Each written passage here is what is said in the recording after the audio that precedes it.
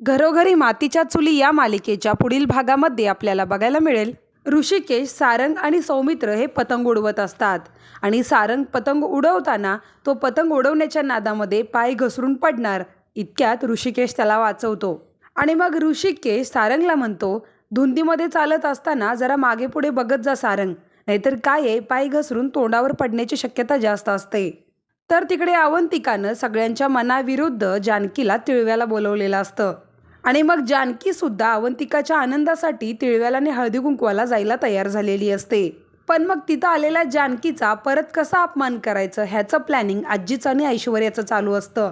ऐश्वर्या आजीला म्हणते, अपमान तर होणारच, पण केव्हा, जेव्हा अवंतिका हे ताट त्या जानकीच्या समोर घेऊन जाईल.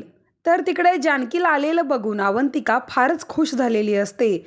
अवंतिका जानकीला मिठी मारते आणि मग ऐश्वर्या आजीला म्हणते, आता तुम्ही बघाच मी त्या अवंतिका आणि जानकीमध्ये कसं भांडण लावते ते. आणि मग अवंतिकाने जानकीला देण्यासाठी जी साडी आणलेली असते त्या बॉक्समधली साडी ऐश्वर्या चेंज करते आणि त्यातली नवीन साडी काढून त्या ठिकाणी ती जुनी साडी ठेवते.